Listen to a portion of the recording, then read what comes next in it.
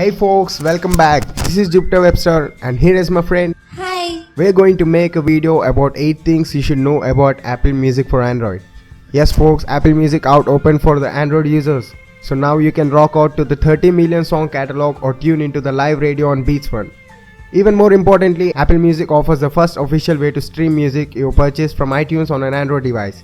If you want to check that out, you can get that from the Play Store. Wait! But before that, do watch this video so that you can know the pros and cons about this. So let's get started. The app is technically Apple's third ever title for Android after move to iOS, an app that helps you migrate photos, contacts and messages from an Android phone to an iPhone, and Beats Pill Plus, which allows you to control a wireless Beats Pill speaker.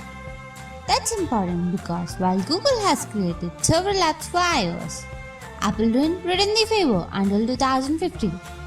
At first look, the apps look very similar, identical in places even. But there are some differences that affect the overall experience of using Apple Music. Here's what you need to know. Girl, tell them. Do tell them precisely. You need an Apple ID to use it. If you have ever purchased something from iTunes, be it a song, album, TV show, movie or something else, you have an Apple ID. You can sign up for one within the app through iTunes on a computer or an iCloud.com. Hell with the Apple ID. So folks, if you don't have one, you can create that where you need to type in your details. Next thing you need to know is the design is the same but slightly different than iOS.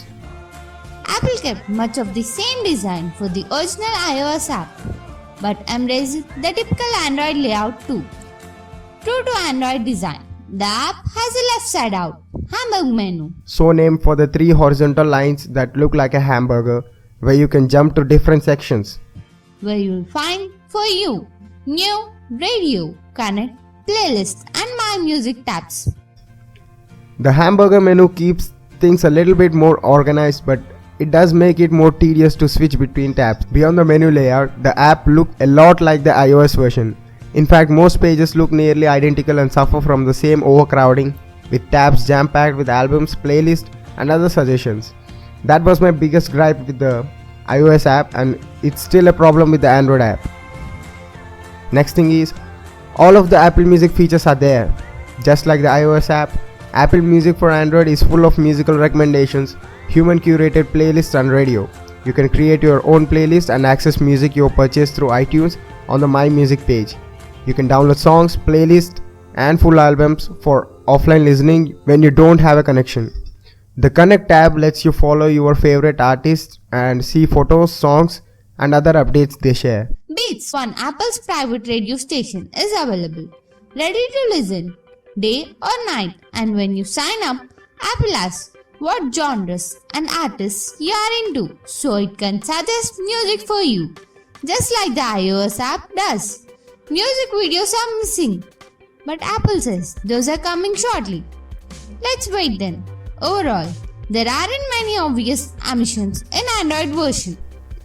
Folks, but There's no voice control. the one significant absence is voice controls. But that has more to do with iOS than it does Apple Music. On an iPhone, iPad or iPod, you can use Siri to control the music and queue up new songs. It's one of the better features of Apple Music because Siri understands when you ask to play more songs like the current track or when you ask to play the #1 hit from 1992. That's missing for the Android app because Siri is part of iOS. Unfortunately, you cannot use Google's Now Voice command to control app's music. Next thing is, you cannot sign up for a family plan yet. For now, you can only sign up for an individual monthly subscription which costs $9.99 within the app. You still get a free 3-month trial, after which you will be automatically charged unless you cancel. However, you will need a Mac or iOS device to upgrade to a family plan, which lets up to 6 people share a subscription for a total of $14.9 per month. That's a lot. The Android app is still in beta. Apple released Apple Music on Android with a beta label indicating that it's not quite finished and may still have bugs or other problems. While I didn't encounter major issues other than the occasional sluggishness, you may come across a bug or two. The app is only available for devices running Android 4.3 and up. and doesn't appear to work on tablets right now. I wasn't able to download it on a Nexus 7 or Nexus 9. There's an option to leave beta feedback in menu which opens web page with a survey. You can let Apple know about problems and also opt into a automatically send diagnosis about the app's performance. You cannot use the app to play music files on your phone. Unfortunately, Apple Music for Android doesn't work as a media player to listen to music files stored on your phone. This is important because a lot of Android owners have been using their phone as an MP3 player for years, storing music files in it. Google Play Music lets you do this so that if you transfer music files from your computer, you can play them along with streaming music. The music tabs in Apple Music only includes tracks you have purchased from iTunes. It's not better than what's already out there. Arriving years after its fellow music streaming apps, Apple Music has a lot to compete with this late to the game. Google's own music streaming service Google Play Music keeps getting better and is well liked by many Android fans. Spotify has dominated streaming music for years and Radio, Rhapsody and Pandora are popular choices too. Plus, Google just announced a new service, YouTube Red, which lets you listen to music through YouTube using a soon-to-be released YouTube Music app. It does have two significant advantages however. First, Apple Music has exclusive music you can't find elsewhere, like Taylor Swift's discography, which she famously pulled from Spotify, and Dr. Dre's latest album.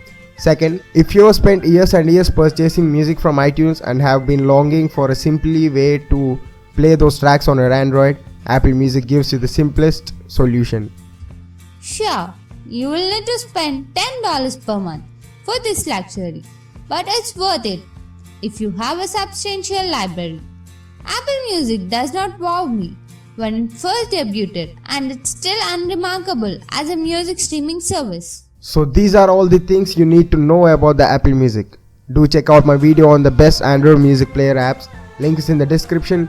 Shout out to my girl here. Thanks girl for being here and helping me out. My pleasure. And would you make the switch? Let me know in the comments. Till then, subscribe today and hit thumbs up.